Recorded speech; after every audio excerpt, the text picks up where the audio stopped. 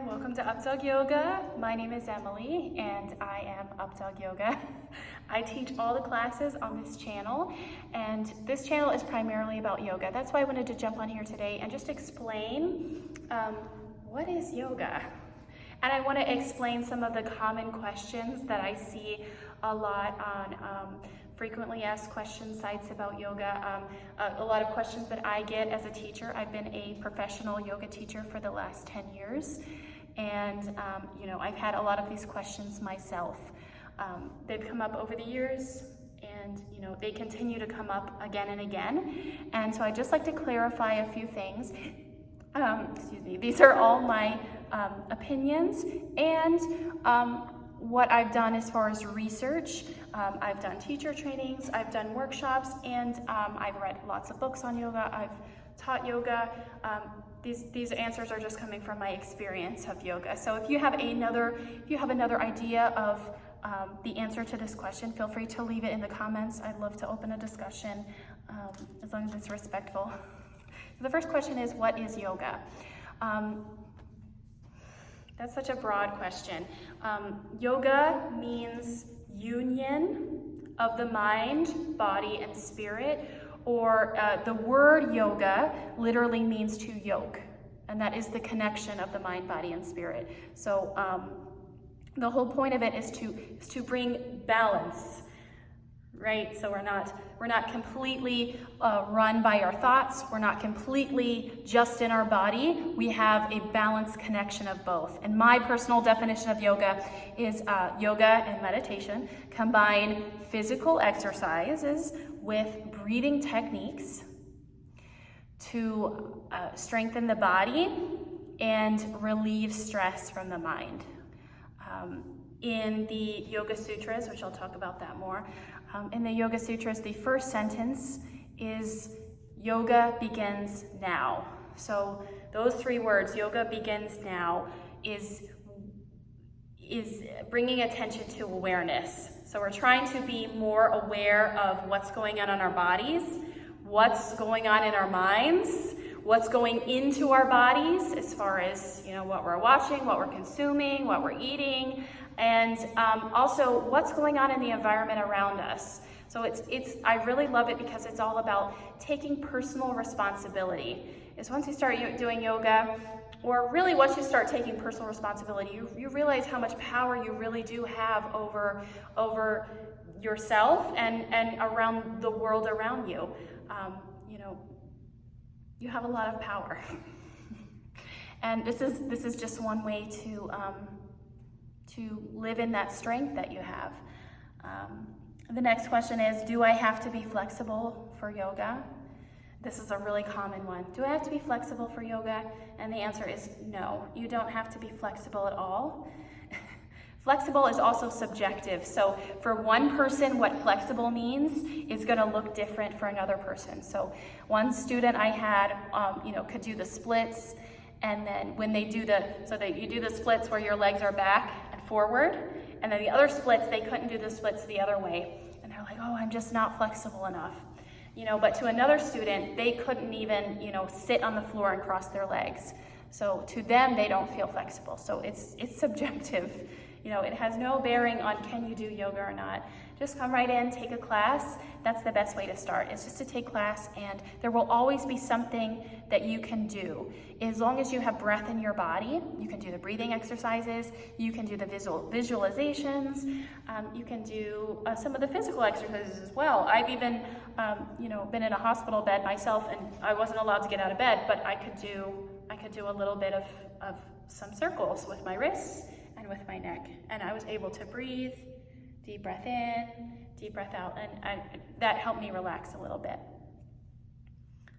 And the next question is, how often should I practice yoga?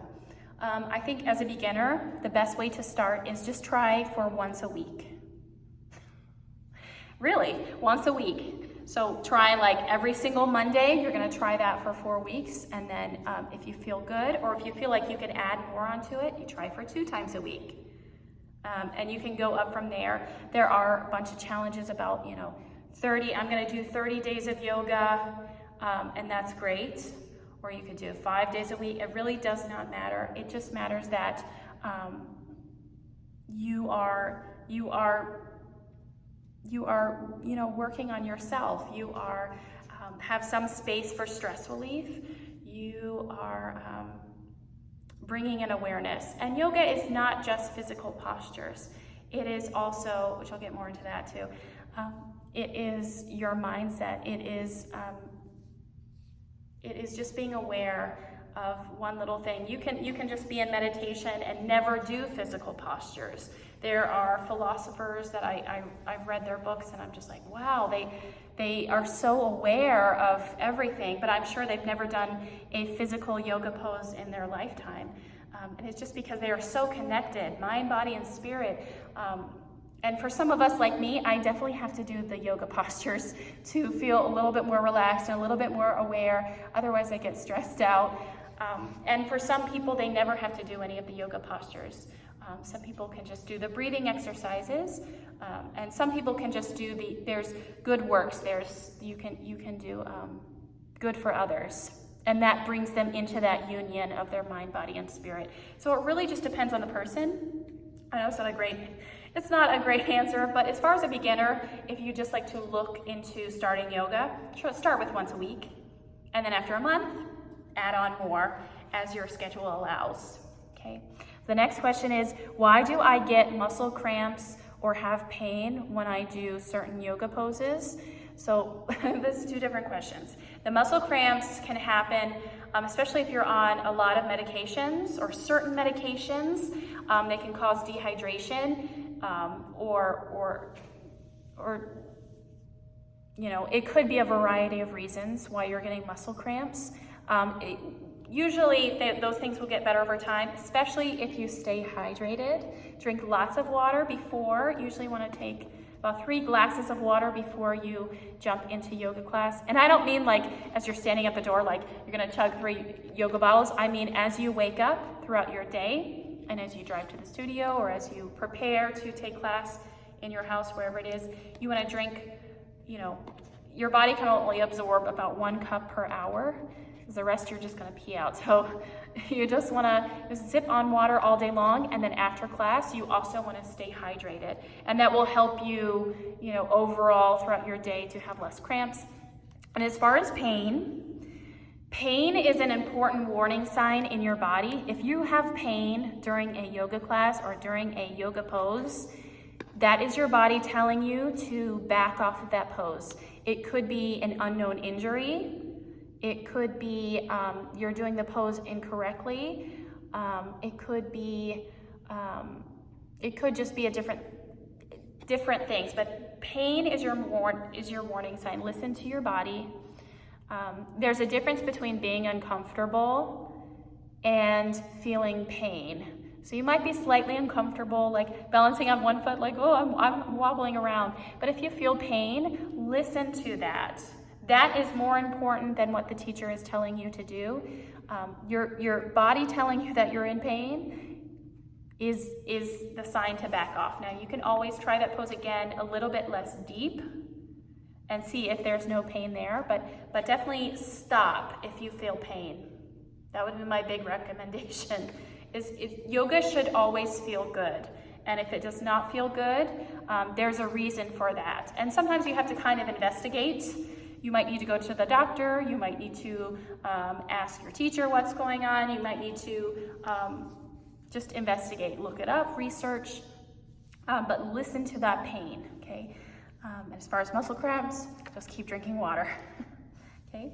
And then the next question I have is time between meals and yoga. So how much time do I have between eating lunch, eating a meal, and taking yoga class? So I like to think of it as swimming. If you are eating a meal and then you go straight to yoga class, you will get a cramp. And it doesn't matter how much water you drink before, you will probably get a cramp, or you'll feel really nauseous. It's normal to feel nauseous in some yoga classes, especially if it's a hot yoga class. It takes a lot of time to get used to it, to the heat in the room. If you're taking hot yoga, I would give it about 10 classes. And also drink lots of water before you get over that nausea feeling. in a hot yoga class. Now, as far as food, I would wait, generally they say about 2 hours between meals and your yoga practice. If you need more time than that or a little bit of less time, sometimes some people eat like a snack before class. That's okay too, as long as it's fine with your stomach. Next question I have is, who is the father of yoga? Well, if you're not sure, yoga comes from India. That's where the practice of yoga originated. And the father of yoga is known as Patanjali. And he is credited with writing the Yoga Sutras, which is the ancient text of yoga that really tells you what yoga is and how to practice yoga. In the Yoga Sutras, the definition of what yoga is, he writes, yoga is the cessation of your thoughts. And what that means is, it's not the absence of thoughts, but yoga allows you, once you're in that union of yoga, you're able to find peace. You can have quiet. Our brain is an organ that just thinks thoughts.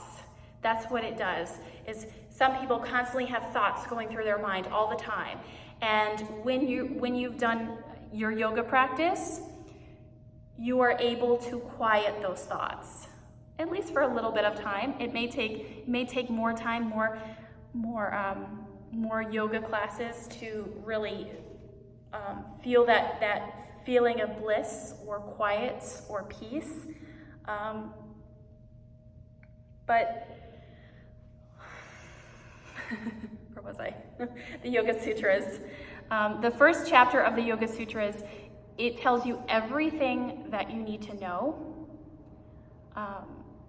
as far as yoga practice, as far as the science of yoga, as far as the art of yoga. Everything you need to know is in the first chapter of the Yoga Sutras. There are 3 more chapters. There's 4 chapters total. But if you read them, it's all about the science of yoga, how it works, what it is, how to practice it, and what are the benefits. Now, some regular benefits are, as far as modern day yoga, you'll sleep better, you'll be more fit, and you're able to make better choices just because you have that awareness of what your body needs and how good it feels after certain things, how bad it feels after certain things.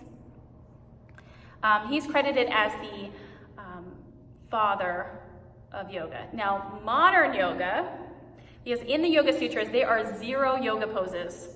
There are no yoga poses listed at all. So over time, they've developed a system of yoga poses just over the years of practice. Now, in the 1500s, there was some more text, and that book included about 16 yoga poses. And over the years, we've added more poses to it. So that would become our modern yoga system. Is once in India, parts of India were colonialized by the British government. That sort of mixed in with the British gymnastics. So that's sort of what you see today. It's sort of a mix of everything. And some people that practice yoga are very strict.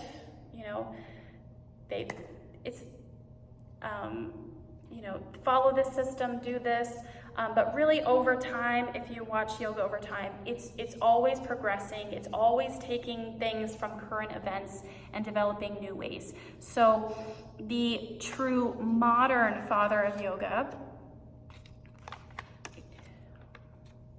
is Krishnamacharya. And he really looked around and said,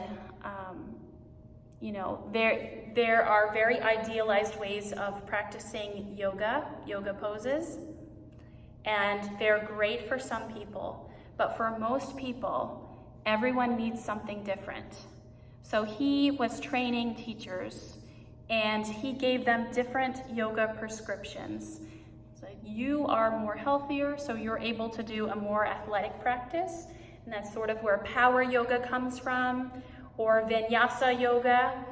And then he had another teacher, Iyengar, and he said, well, you are you have been more on the sickly side your life, so you need a slower paced practice.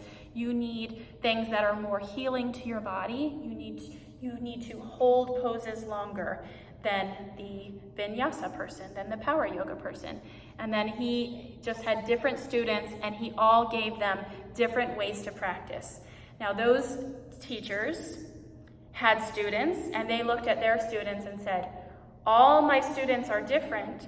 They all need to practice different styles of yoga. So that's sort of where we get the different styles of yoga. It's sort of, we have the umbrella of yoga, and then we have these branches of the different ways to practice. You can just do the breath work, you can just do the poses, you can just do the good works, you can just do the mindset, you can just do the meditation. There's so many different layers to it and different ways to practice. So my lineage of yoga, I am a vinyasa flow yoga teacher, and I've also been trained in power yoga styles. I've also been trained in gentle yoga and yoga for seniors and yoga for veterans and yoga for amputees and things like that. So I have a little bit of a mix, but for the most part, those lineages from those different styles of yoga, but they all really come from that same umbrella of the modern yoga and then the ancient yoga, Patanjali. So we all come from the same sort of lineage, but we do call it a lineage. And that leads into my next question is, how do you become a yoga teacher? Well, to become a yoga teacher, I recommend that you find a yoga teacher. You need to take classes from that yoga teacher.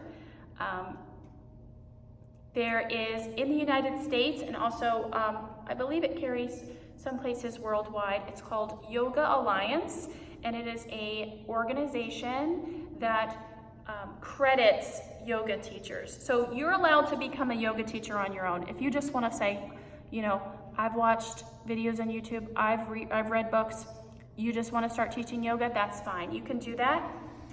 There are some states in the United States, I'm not sure about other countries, but there are some states that will not allow you to teach yoga as a business unless you are accredited by certain organizations, unless you have that certificate that says you've gone through a 200-hour yoga school and you have been certified by the Yoga Alliance. Now, I have gone through a 200-hour yoga school. I went to Flip Your Dog with Mary Benham in Gainesville, Georgia in 2012.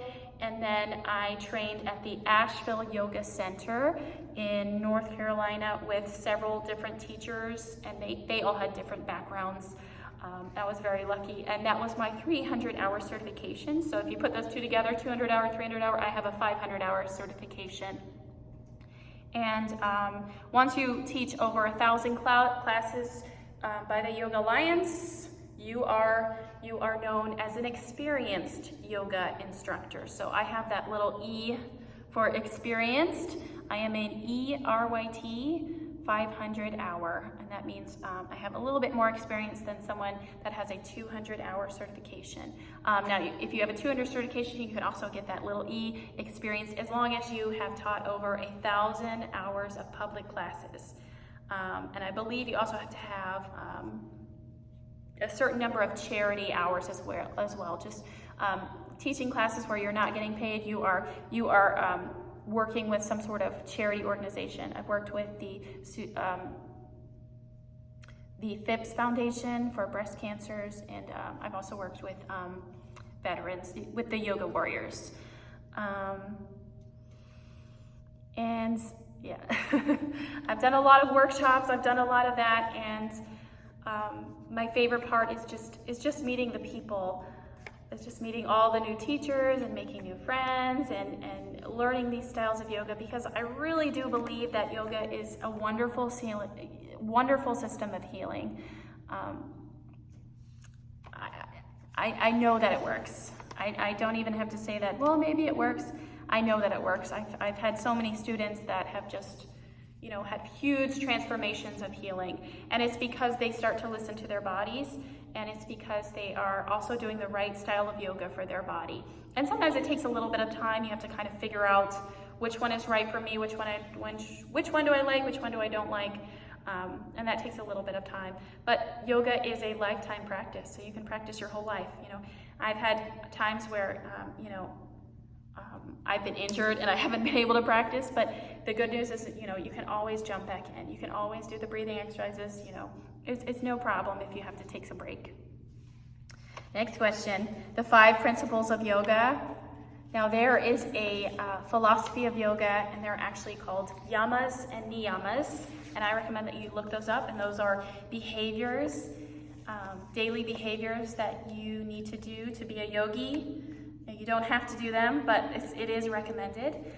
In the old school of yoga, you would have to master those certain behaviors first, and then you would move on to the poses. And that's following the 8 limbs of yoga. I'm not going to explain that here because I think that's a whole other video in itself. If you just need to know a short 5 principles of yoga, of what you'll get out of a yoga class or yoga practice. And the first thing is the poses. They're called asanas. You will fall in love with those poses, hopefully. They'll be so strengthening for your body. They'll feel so good. The next thing is the breath work, the pranayama. And I've heard it said, where the breath goes is where the mind goes. So, if you're not following your breath is just chaotic. If you've ever been angry, just, that's your mind sort of follows that. So we have asanas, pranayama, poses, breath work. Number 3 is relaxation. We always do corpse pose at the end of every single class. That's one of those 16 poses from one of those ancient texts that we have always taken into every single yoga class. You will always do corpse pose. Next thing is your diet and nutrition. There are, vegetarian diet is recommended. Some people, it is not great to have a vegetarian diet. They need a little bit more sustenance. And of course, I follow, eat your protein, eat your carbs, eat your fats. I don't think that you should starve yourself ever. And always drink water. I'm always going to go back to that. So I really believe in having a good, healthy diet. So follow the best diet for you. I'm not going to tell you what to do or to eat something, not eat anything. Really, eat food. Try to eat healthy and you'll be okay. And then the last thing is your thinking, your mindset. So meditation is very important. You don't have to meditate to practice yoga, but it is encouraged. There is always some sort of moment of quiet, either at the beginning of the class or at the end of class.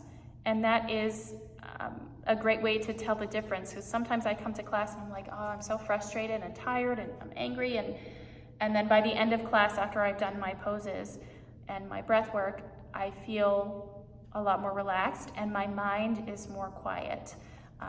And therefore, when my body is relaxed and my mind is quiet, I am able to have more positive thoughts about myself and about others and about the world. So that is one thing that we try to work on, is our mindsets. We try to get our attitude right in a yoga class. And it's constant, just because like one day, like, oh, we've done it one day is, no, it's your whole life. We're constantly working on keeping a positive attitude, and not to a toxic level of like, everything has to be perfect. Just know if there is violence happening, if there is a fight broken out, like we need to stop that. I have children. I have to protect my children. You have to do your duty. You can be a cop, you can and be a yogi, you can do this and be a yogi, you can be the military and be a yogi. It's all about doing your duty. We're not here to tell other people what to do. We're here to do our own duty. My duty as a yoga teacher, your duty may be something else, is to do our duty and to be a person of nonviolence, to practice nonviolence as much as we can. And it's a crazy world out there, so we try to do everything that we can to stay positive and keep things nonviolent. So one more question is, who should not do yoga? So who should not do yoga? This is a great question. The first thing is if you are exhausted if you are truly exhausted, you probably just need some sleep. You'll feel a lot better after sleep. If you've just recently had surgery and you are not cleared by your doctor yet, listen to your doctor, rest, and then when you are well enough, you can come back and do yoga. There are other times, injury, you can just do the breath work for that, or do wrists, or whatever it is. I would take it easy for injury. And then there are certain times in women's lives, during pregnancy, you really need to, take care of the baby, listen to what the doctor says. Usually, for pregnancy, if you've already been doing lots of yoga before pregnancy, it's usually okay up to a certain point to continue doing yoga. However, if you've never done yoga before and you are pregnant and you decide you want to do yoga, this is a discussion for your doctor. This is not a discussion for your yoga teacher. I would not recommend you starting a new physical activity during pregnancy, but that's more a discussion for your doctor than me. And then there are certain times like menstruation when you can just, it's better to just rest. And then you can come back when you're ready. Injury, things like that. Illnesses, take care of your illness first. You can do the most gentle parts, you can do neck circles, but other than that, I would probably stay out of the classroom for any kind of serious illness. And for most injuries and things like that, I would just keep in mind that those things are temporary usually. So, it's in the moment it feels like, oh, it's gonna be forever. I'm never gonna be able to take yoga class again. Just remember that most things are temporary. We will get better and we can move on. We can keep going. And then I think I answered this last question already, is how to become a yoga teacher. Well, you have to find a yoga school. Sometimes there are universities, like in India, there are universities. In the United States or in Europe, there are specific yoga teacher training courses, and you need to start with a 200-hour yoga teacher training program. Start there. And even if you know nothing about yoga, you will learn everything that you need to know to teach yoga and how to teach yourself to learn more yoga. Because that's the wonderful thing about yoga that I truly love, is that even though you are a teacher, you will always continue to learn. There's always new things to learn. And just the way that science progresses, yoga will progress in the future too as well. So, I personally believe that yoga is for everyone. When I watch on YouTube videos of the master yogis, they just seem like the happiest people in the world. And I would just love to share that happiness with more people. So thank you so much for being here at Updawg-Yoga. My name is Emily. Let me know if you have any questions.